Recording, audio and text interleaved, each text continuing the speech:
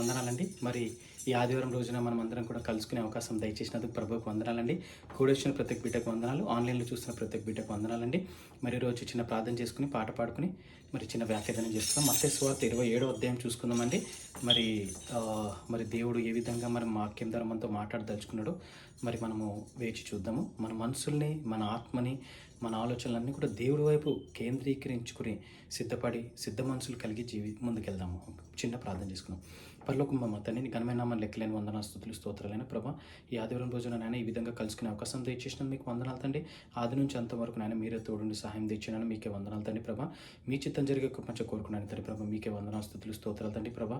అన్ని విషయాల్లో నాయన మిమ్మల్ని ముందు పెట్టుకునే కృపంచ కోరుకున్నాను. మీకే వందనాలు తండ్రి ప్రభా. నాయన మా ఆలోచన చెడుకుంటుంది, నేను మా ఆలోచన కాదు నాయన, మీ ఆలోచన ప్రకారం ముందుకెళ్ళి కృపంచ కోరుకుంటున్నాను.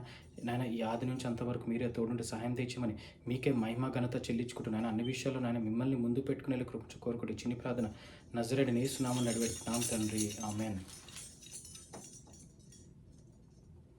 చిన్న పాట పాడుతున్నాం. నా దీపము యేసయ్యా నీవు వెలిగించినావు, సుడిగాలిలోనైనా జడివానలోనైనా ఆరిపోదులే నీవు వెలిగించిన దీపము.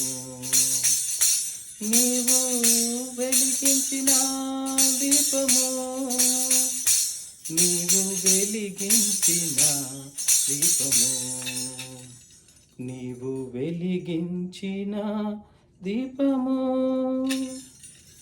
ఆరని దీపమై దేదీప్యమానమై నా హృదయ కోవెలపై దీపాల తోరణమై, ఆరని దీపమై దేదీప్యమానమై నా హృదయ కోవెలపై దీపాల తోరణమై, చేశావు పండుగ వెలిగావు నిండుగా, చేశావు పండుగ వెలిగావు నిండుగా. నా దీపము యేసయ్యా నీవు వెలిగించినావు, జడివానలోనైనా సుడిగాలిలోనైనా ఆరిపోదులే నీవు వెలిగించిన దీపము.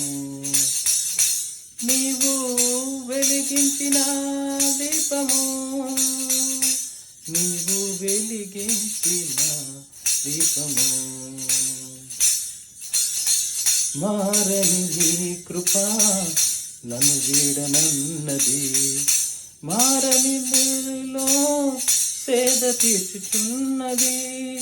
మారని నీ కృప నన్ను వీడనన్నది, మర్మాల వడిలో నా సేద తీర్చుచున్నది.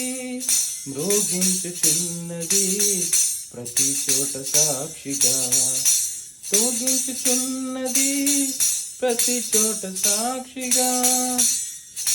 నా దీపము యేసయ్యా నీవు వెలిగించినావు, సుడిగాలిలోనైనా జడివానలోనైనా ఆరిపోదులే నీవు వెలిగించిన దీపము. నీవు వెలిగించిన దీపము, నీవు వెలిగించిన దీపము.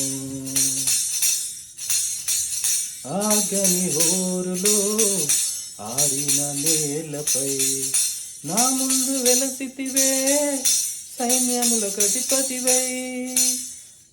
ఆగని హోరులో ఆరిన నేలపై నా ముందు వెలసితివే సైన్యములకు అధిపతివై. పరాక్రమశాలివై నడిచావు కాపరిగా, పరాక్రమశాలివై నడిచావు కాపరిగా. నా దీపము యేసయ్యా నీవు వెలిగించినావు, చలిగాలిలోనైనా జడివానలోనైనా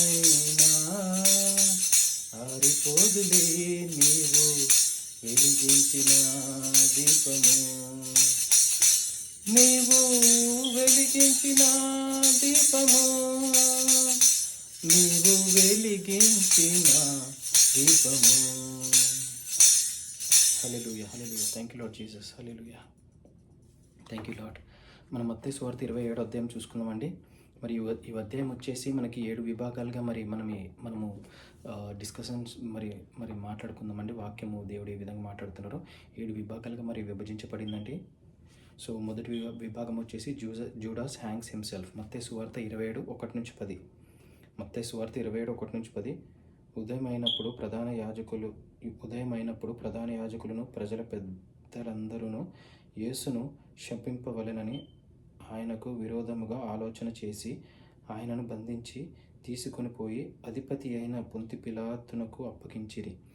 అప్పుడు ఆయనను అప్పగించిన యూదా ఆయనకు శిక్ష విధింపబడగా చూచి పశ్చాత్తాపపడి ఆ 30 వెండి నాణెములు ప్రధాన యాజకుల యొద్దకును పెద్దల యొద్దకును మరలా తెచ్చి, నేను నిరపరాధ రక్తమును అప్పగించి పాపము చేసితినని చెప్పెను. వారు దానితో మాకేమి నీవే చూచుకొనుమని చెప్పగా అతడు ఆ వెండి నాణెములు దేవాలయములో పారవేసి పోయి ఉరిపెట్టుకొనెను. ప్రధాన యాజకులు ఆ వెండి నాణెములు తీసుకొని, ఇవి రక్త క్రయధనము గనుక వీటిని కానుక పెట్టెలో వేయతగదని చెప్పుకొనిరి. కాబట్టి వారు ఆలోచన చేసి వాటినిచ్చి పరదేశులను పాతిపెట్టుటకు కుమ్మరి వాని పొలము కొనిరి. అందువలన నేటి వరకు ఆ పొలము రక్తపు పొలమనబడుచున్నది. అప్పుడు విలువ కట్టబడిన వాని అనగా ఇశ్రాయేలీయులలో కొందరు విలువ కట్టిన వాని క్రయధనమైన 30 వెండి నాణెములు తీసుకొని, ప్రభు నాకు నియమించిన ప్రకారము వాటిని కుమ్మరి వాని పొలమున కిచ్చిరి అని ప్రవక్త అయిన యిర్మీయా ద్వారా చెప్పబడిన మాట నెరవేరెను. ఆమేన్. సో యూదా హ్యాంగ్స్ హిమ్సెల్ఫ్ అంటే ఇక్కడ మరి ఏ విధంగా అయితే మనం చూసుకున్నట్లయితే ప్రధాన యాజకులు ప్రజల పెద్దలందరకు యేసును చంపింపవాలని ఆయనకు విరోధముగా ఆలోచన చేసిరి. ఆయన చంపించాలని విరోధంగా ఆలోచన చేసి ఆయనను బంధించి తీసుకుని పోయి అధిపతి అయిన పొంతు పిలాతు దగ్గర అప్పగించారు. అప్పగించిన తర్వాత అప్పుడు యూదా ఆయనకి శిక్ష విధించడం మరి విని ఆయన మనసులో పశ్చాత్తాపడి నేను 30 వెండి నాణెములు నేను తీసుకెళ్ళి రిటర్న్ ఇచ్చేసి నేను నిరపరాధ రక్తమును నేను అప్పగించానని చెప్పి మరి పెద్దల యుద్ధకు ప్రధాన యాజకుల యుద్ధకు వెళ్ళగానే దేవాలయంలో అక్కడ పారేస్తే వాళ్ళు ఏం చేస్తారంటే ఇంకా మేమేం చేయలేము, కాబట్టి వాళ్ళు ఏమన్నారంటే దీనితో మాకేం పని, ఇంకా వారు మాకు దీంతో నాపేం పని, నువ్వే చూచుకొనుమని చెప్పగా అతడు ఏం చేస్తాడు, వెండి నాణెములు నాకు వద్దని దేవుళ్ళలో పారవేసి పోయి ఊరేసుకుంటాడంట. పశ్చాత్తాపి ఊరేసుకుంటాడు. సో అదేవిధంగా ప్రధాన యాజకులు ఆ వెండి నాణెములు తీసుకుని రక్తంతో తడిసినది కాబట్టి అది పొలం, అది యేసుని పాతి పెట్టడానికి పొలము అంటే ఆ రక్తం కనుక వాటిని కానుక పెట్టెలో వేయొద్దు, కానుక పెట్టెలు వేయొద్దు. అందుకే వారు ఆలోచన చేసి వాటినిచ్చి పరదేశులను పాతిపెట్టుటకు అంటే పరదేశులను పాతిపెట్టుటకు కుమ్మరి వాని పొలం కొనిరి. అంటే కుమ్మరి వాని పొలం వేరే పొలం కొని తర్వాత అందువలన నేటి వరకు ఆ పొలము రక్తపు పొలం అనబడుచున్నది.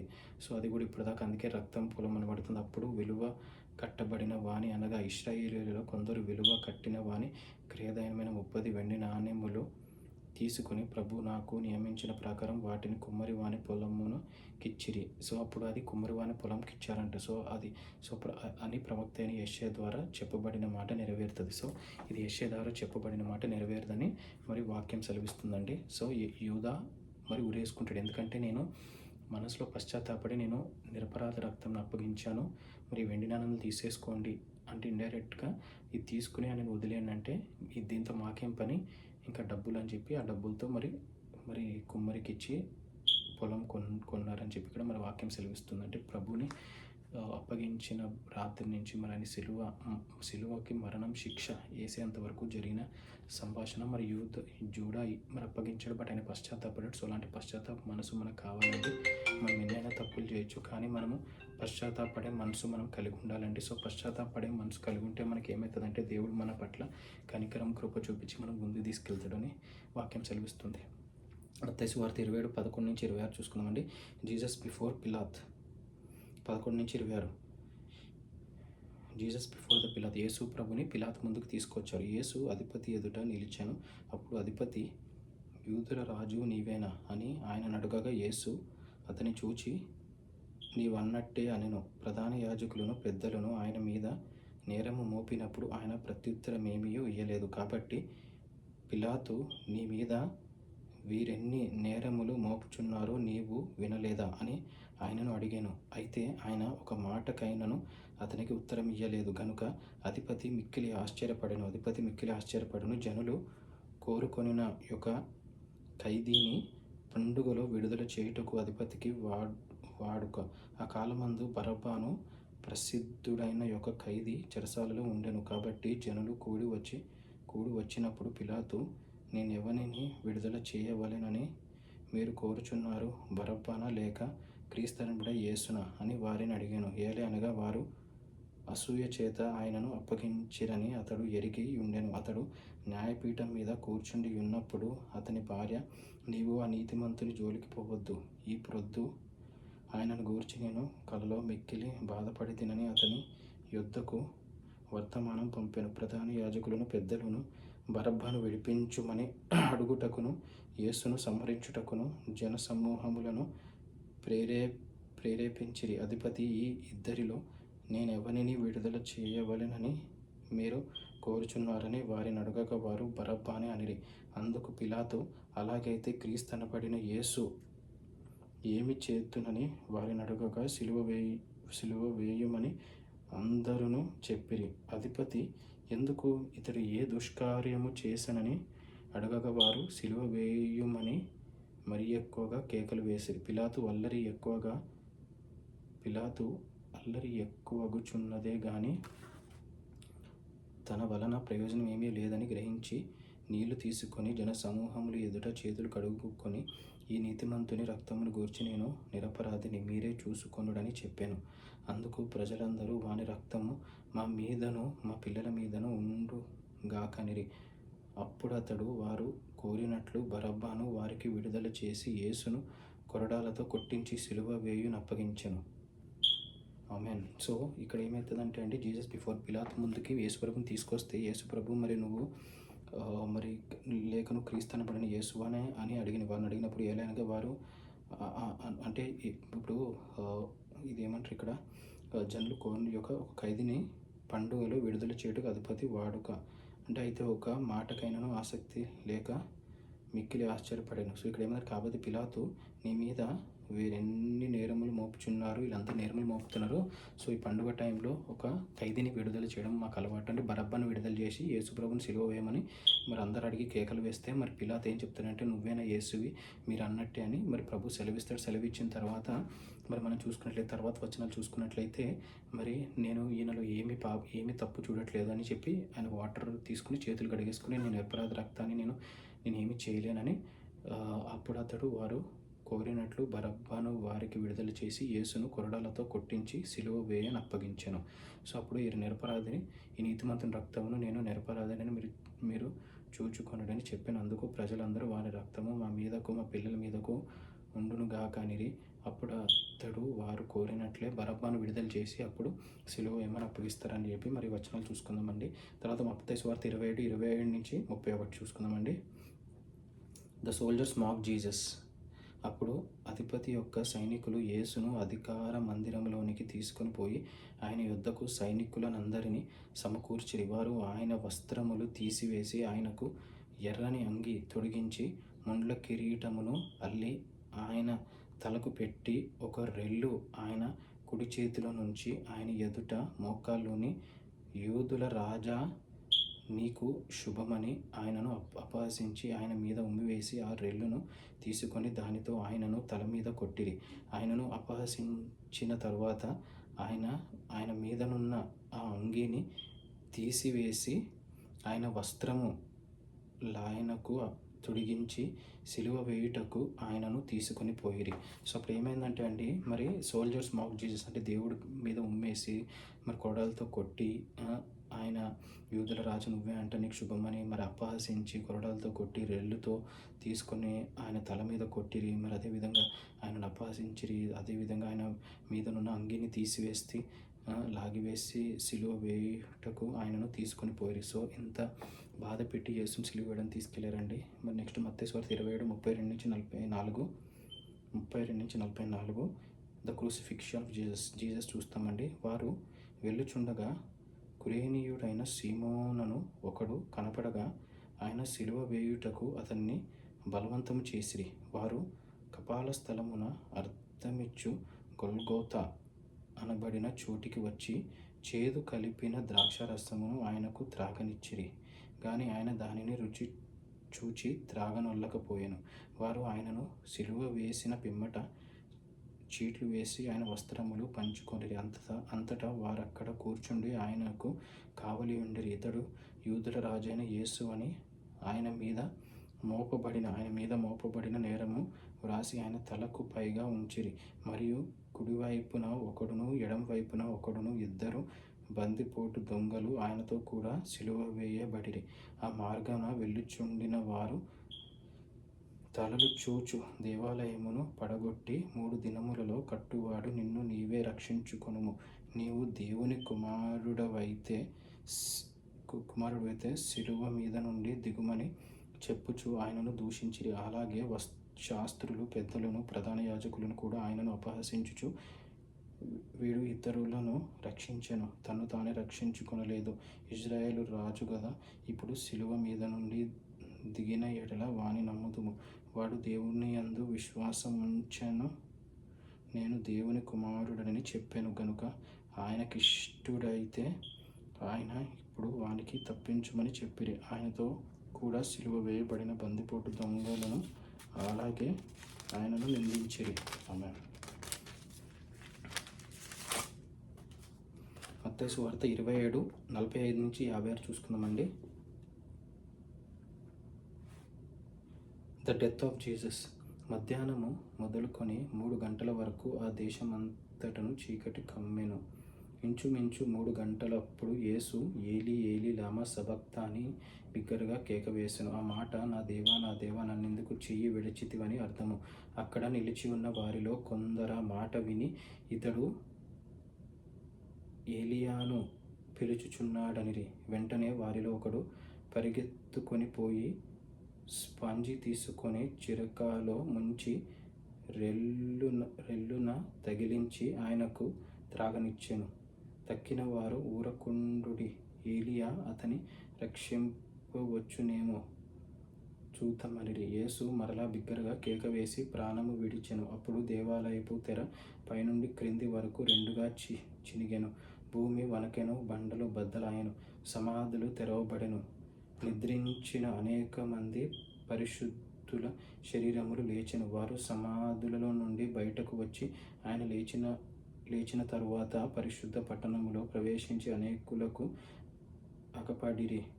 శతాధిపతియు అతనితో కూడా యేసునకు కావలి ఉన్న వారును భూకంపమును జరిగిన కార్యములన్నిటినీ చూచి మిక్కిలి భయపడి నిజముగా ఈయన దేవుని కుమారుడని చెప్పుకొనిరి. యేసునకు ఉపచారం చేయుచు గలిలయ నుండి ఆయనను వెంబడించి అనేక మంది స్త్రీలు అక్కడ దూరము నుండి చూచుచుండిరి. వారిలో మగ్దలేని మరియయు, యాకోబు, యోసే అనువారి తల్లి అయిన మరియయు, జెబెదయి కుమారుల తల్లియు ఉండిరి. యేసు శిష్యుడుగానున్న అరిమతేయ యోసేపు అని ఒక ధనవంతుడు సాయంకాలం అయినప్పుడు వచ్చి పిలాతు నొద్దకు వెళ్ళి యేసు దేహమును తనకిమ్మని అడుగగా పిలాతు దానిని అతనికి అప్పగించి ఆజ్ఞాపించెను. యోసేపు ఆ దేహమును తీసుకొని శుభ్రమైన నారబట్టతో చుట్టూ తాను రాతితో తొలిపించుకొనిన క్రొత్త సమాధిలో దానిని ఉంచి సమాధి ద్వారమునకు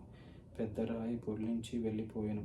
మగ్దలేని మరియయు వేరొక మరియయు అక్కడనే సమాధికి ఎదురుగా కూర్చుండియుండిరి.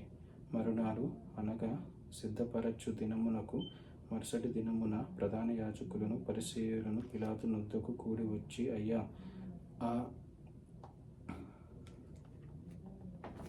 పిలాతుతో కూడి వచ్చి 62. So that of the next మత్తయి సువార్త 27:52-61 the burial of Jesus Christ. So 60 మరునాడు నెక్స్ట్ మత్తయి సువార్త 27:62-66 the God at the tomb. మరునాడు అనగా సిద్ధపరచు దినమున మరుసటి దినమున ప్రధాన యాజకులను పరిసయ్యులను పిలాతు నొద్దకు కూడి వచ్చి, అయ్యా, ఆ వంచకుడు సజీవుడై ఉండినప్పుడు 3 దినములైన తరువాత నేను లేచెదనని చెప్పినది మాకు జ్ఞాపకమున్నది. కాబట్టి 3వ దినము వరకు సమాధిని భద్రము చేయనాజ్ఞాపించుము. వాని శిష్యులు వచ్చి వానిని ఎత్తుకొని పోయి ఆయన మృతుల నుండి లేచినని ప్రజలతో చెప్పుదురేమో.